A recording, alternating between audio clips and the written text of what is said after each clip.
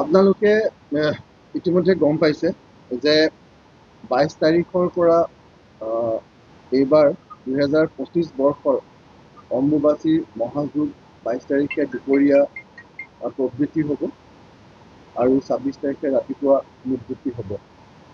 আৰু সেই ক্ষেত্ৰত যিখিনি ধৰ্মীয় দিশৰ কথা আছে সেই কথাখিনি আমাৰ ইতিমধ্যে দলৈ মহোদয়ে আপোনালোকক অৱগত কৰিছে।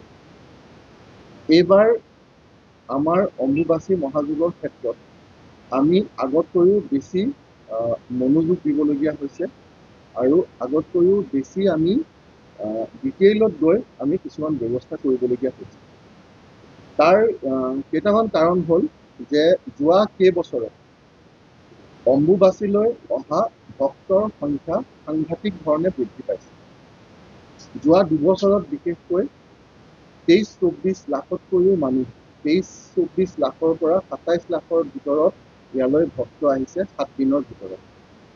গতিকে এনেকুৱা এটা ইয়াত উদুলি মুদুলি পৰিৱেশ হয় আৰু এনেকুৱা এক বিশাল জনসমাগম হয়। আৰু আমাৰ পাহাৰটো বা আমাৰ ৰাস্তা সৰু ঠেক। আৰু তাৰ লগতে এইবাৰ আমাৰ প্ৰকৃতিয়েও আমাক এটা নতুন ৰূপ দেখুৱাইছে।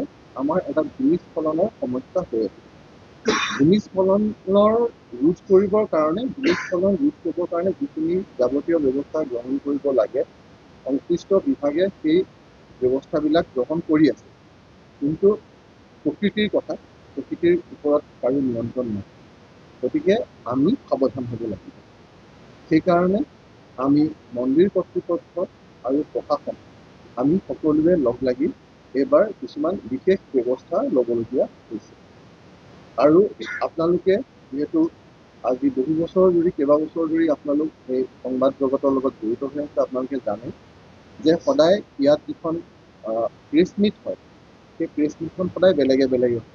যোৱা বছৰো মন্দিৰে কৰিছে, প্ৰশাসনে কৰিছে। এই বছৰ প্ৰথমবাৰৰ কাৰণে আমি সকলোৱে লগ লাগি আমি দলৈ মহোদয়ক ইয়াক মুক্ত কৰি লৈ মন্দিৰৰ সকলোকে আমি লৈ আমি একেলগে আহি আমি আপোনালোকক প্ৰেছ ব্ৰিফিং দিবৰ কাৰণে আহিছোঁ। কাৰণ আপোনালোকৰ জৰিয়তে আমাৰ এই যিখিনি ব্যৱস্থা সেইখিনি ৰাইজৰ মাজলৈ যাব লাগিব। প্ৰথম কথা হ'ল ভূমিস্খলন। ভূমিস্খলনৰ ক্ষেত্ৰত ইয়াত আগতে দুটামান ঘটনা হৈ গৈছে আৰু সেই ঘটনাকেইটা কিবা কিবি গৈ হেণ্ডেল কৰা হৈছিলে, কিন্তু এতিয়াও ভূমিস্খলনৰ ভয়াৱহতাটো আছে। গতিকে আমি কোনো ভক্ত বা কোনো ৰাইজৰ জীৱন আমি বিপদাপন্ন কৰিব নোৱাৰোঁ। সেইকাৰণে আমি এইবাৰ আমি সকলোৱে লগ লাগি এইটো আমাৰ সিদ্ধান্ত যে আমি নীলাচল পাহাৰলৈ জনসমাগমৰ ক্ষেত্ৰত আমি কিছু নিয়ন্ত্ৰণ আনিম। পুৱা 5 বজাৰ পৰা সন্ধিয়া 6 বজালৈহে আমি ভক্তসকলক নীলাচল পৰ্বতত উঠিবলৈ দিম। পুৱা 5 বজাৰ পৰা মানে 22 তাৰিখৰ পৰা পুৱা 5 বজাৰ পৰা সন্ধিয়া 6 বজালৈ এই সময়খিনিৰ ভিতৰতহে ভক্তসকল নীলাচল পৰ্বতত উঠিব পাৰিব। আমাৰ যিখন কামাখ্যাৰ মুখ্য দুৱাৰ আছে, প্ৰৱেশ পথ য'ত আছে, য'ত প্ৰৱেশ দুৱাৰ আছে, তোৰণ আছে, সেই তোৰণখন কামাখ্যা ফুট স্কোৱাৰ কামাখ্যাৰ পাদদেশত যিখন আমাৰ তোৰণ আছে, সেই তোৰণৰ পৰা খোজকাঢ়ি আহিব লাগিব। আৰু তালৈ বাছ বা বেলেগ বেলেগ কমাৰ্চিয়েল ভেহিকুলেৰে কেনেকৈ আহিব, তেওঁলোকে নিজে চলোৱা গাড়ী বা কাৰোবাৰ আনে চলাই অনা গাড়ীত অহা মানুহ কেনেকৈ আহিব, আমাৰ সেই বিতং যিখিনি আমাৰ ইনফৰ্মেশ্যন আছে সেই গোটেইখিনি আমি ষ্টেটমেণ্ট আকাৰে আমি যেনেকৈ ট্ৰেফিকৰ পৰা সদায় আমি প্ৰকাশ কৰোঁ আমি কৰিম সকলোৰে জ্ঞাতাৰ।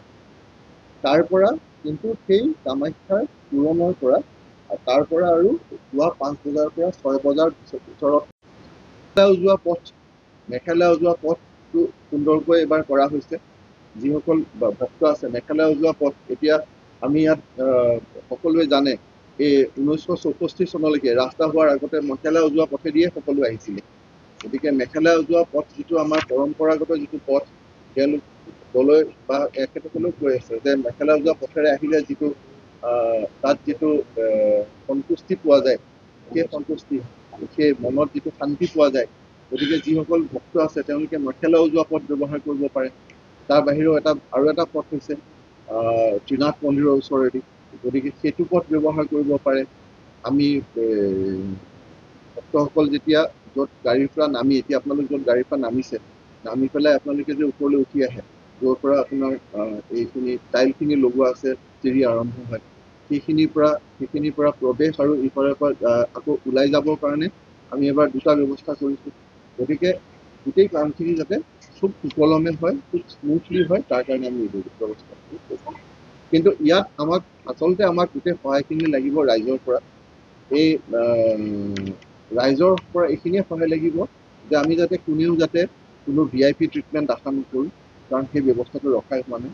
আমি যদি নীলাচল পৰ্বতলৈ অম্বুবাচী মহাযুগৰ সময়ত আহিব খোজোঁ, আমি যাতে পুৱা 5 বজাৰ পিছত আৰু সন্ধিয়া 6 বজাৰ আগত আহোঁ, আৰু খোজকাঢ়ি যাতে আমি পাহাৰৰ ওপৰলৈ উঠোঁ, কামাখ্যা পাহাৰলৈ, আৰু খোজকাঢ়ি যাতে নামি যাওঁ, এই গোটেই নিয়মানুৱৰ্তিতাখিনি বজাই